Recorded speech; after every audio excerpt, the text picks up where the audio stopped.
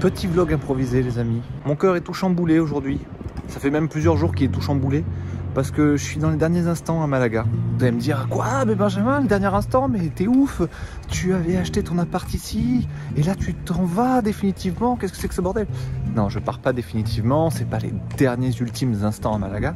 Mais c'est les derniers instants de ce chapitre, on va dire. J'ai passé 3 mois ici. La bouffe, trop bien. Les paysages, trop bien. La météo, trop bien. De manière générale, la qualité de la vie est juste top level. Les amis aussi que je me suis fait ici, incroyable. Dédicace à toute la team des Français à Malaga, là. Je vous aime, vous le savez très bien. Toutefois, il y a quelque chose qui me chagrine, qui me tracasse. Et qui fait qu'aujourd'hui, je pars, j'abrège un petit peu notre séjour ici. J'avais pas nécessairement prévu d'en parler, parce que je pensais que c'était un truc assez personnel et tout. Mais hier, au moment où j'étais au plus profond dans ma réflexion et dans mes sortes de spleen, Casey Neistat a sorti une vidéo sur exactement le même sujet. Donc je me suis dit que finalement, c'est peut-être pas un truc si isolé, c'est peut-être pas que moi, et donc ça vaut peut-être le coup que j'en parle sur cette chaîne. Voyons voir.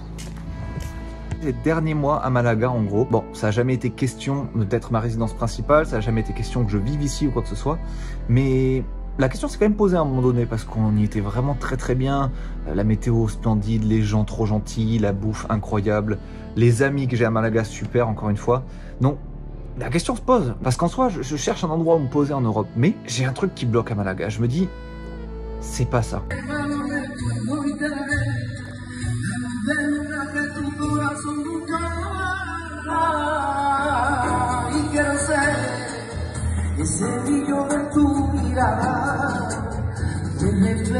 Et encore une fois, même si j'ai l'appart de mes rêves, même si je suis trop bien et tout, il y a quelque chose dans mon quotidien qui me manque énormément en fait. Et comme je vous disais, Casey Neistat a sorti la vidéo sur le même sujet. Lui, il est parti pendant 2 ans vivre à Los Angeles dans une maison gigantesque. Franchement, il n'était pas à plaindre du tout. Il était avec sa femme, ses 2 filles, et il était proche de sa famille. À Miami Beach, en plus, c'est pas l'endroit le plus dégueulasse du monde.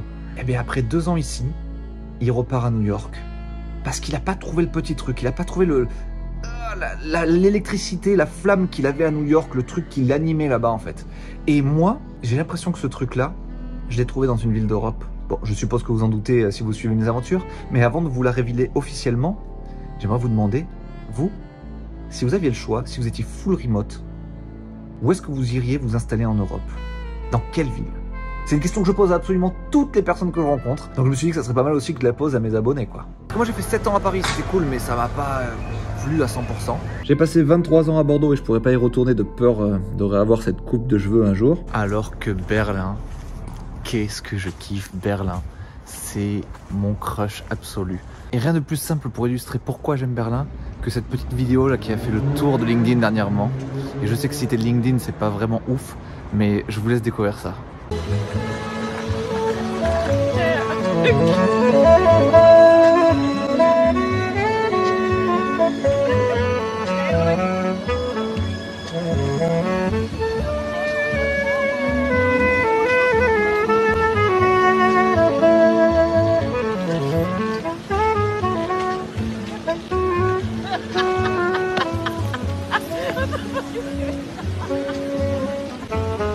Bon, j'avoue, cette vidéo fait bien sourire, mais vous avez capté l'idée. En gros, Berlin, c'est la ville des possibles. Tout peut arriver et c'est fantastique. Et donc oui, il fait certainement beaucoup plus froid qu'ailleurs. Il fait nuit beaucoup plus vite et beaucoup plus souvent qu'ailleurs. C'est un peu l'enfer. Hop, je vais me faire écraser. J'ai pas envie de mourir maintenant. Je suis en train de parler, je suis en plein milieu d'une phrase. Peut-être juste après cette phrase, oui, mais pas maintenant tout de suite. Bref, je reprends mon storytelling. Il se passe trop de trucs cool ici, il se passe trop de choses chouettes. N'importe où vous posez, il y a autour de vous des gens qui viennent de partout en Europe, qui parlent tous un anglais absolument parfait et qui ramènent comme ça sous leurs bras, dans leurs petits baluchons, des kilomètres d'histoire fascinantes qui viennent d'à peu près partout dans le monde. Et moi, ça me captive. À chaque fois que je sors, je fais des rencontres que je peux ajouter dans mon téléphone et potentiellement que je pourrais revoir avec un immense plaisir bientôt. Juste à force, j'arrête de prendre le numéro dans mon téléphone puisque ça sert à rien, ils s'accumulent tous et il y a trop de gens nouveaux, trop cool tous les jours, donc j'ai le temps de voir personne. Et au-delà des gens qui sont formidables ici, un autre truc que j'aime trop, c'est l'espace. C'est immense, il y a de la place partout, tout le temps, on n'est pas les uns sur les autres, on respire bien, on est... Ah, c'est agréable quoi, c'est pas comme à Paris où la densité de la population est vraiment, vraiment gigantesque. Là, regardez ça. Et s'accompagne de cet espace gigantesque un calme absolu. Ils savent faire la teuf, les Berlinois, ils savent mettre des gros sons quand il faut, mais le reste du temps, c'est calme. Bon, là, il y a des enfants qui jouent, mais peu de voitures, peu d'enceintes dans tous les sens, peu d'animaux qui gueulent dans tous les sens, etc. C'est trop bien. Moi qui reviens là d'Espagne, ça me fait un bien fou dans les oreilles que d'avoir ce calme.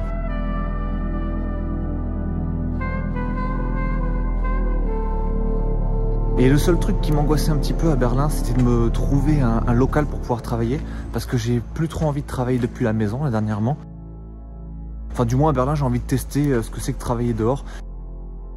Et bon, la vérité, c'est que la maison où je suis avec ma copine, elle est pas si grande, il n'y a pas la place de foutre un bureau pour une fois. Donc j'explore cette nouvelle option que de travailler à l'extérieur. Et donc chaque fois que je venais la visiter, bah, je travaillais dans des cafés, dans des trucs où je me posais un peu à l'arrache comme ça, mais dans les cafés, dans les coworking, t'as toujours de la musique derrière toi, assez bruyant. Tu finis toujours avec un taux de glycémie bien trop élevé parce que tu recommandes un thé, un gâteau, un chai ou quoi que ce soit toutes les heures parce que t'as pas envie qu'on te prenne pour un énorme squatter.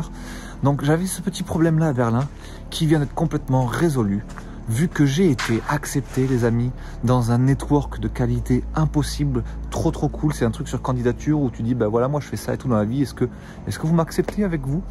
Et s'ils t'acceptent, ben après tu as accès à 2 immenses bâtiments à la berlinoise, des trucs gigantesques, des anciens hangars qu'ils ont réhabilités en coworking space, dans lequel il y a une cantine de ouf, avec plein de bouffe végé, des trucs trop bons dans tous les sens.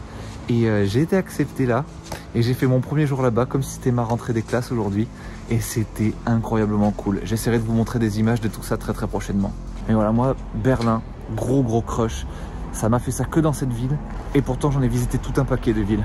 Donc Berlin, me voilà. En définitive, travailler en full remote, c'est vraiment un luxe et c'est un luxe qui m'a permis de chercher dans quelle cité européenne j'aurais le plus d'émotions, la ville qui m'offrirait le plus d'électricité, avec laquelle il y aurait un match aussi parfait.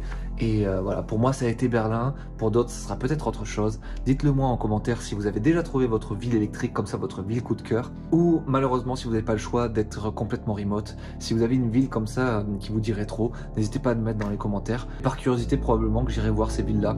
Les 2 dernières que j'ai vraiment kiffé, c'était Tanger et Berlin. Et vous ?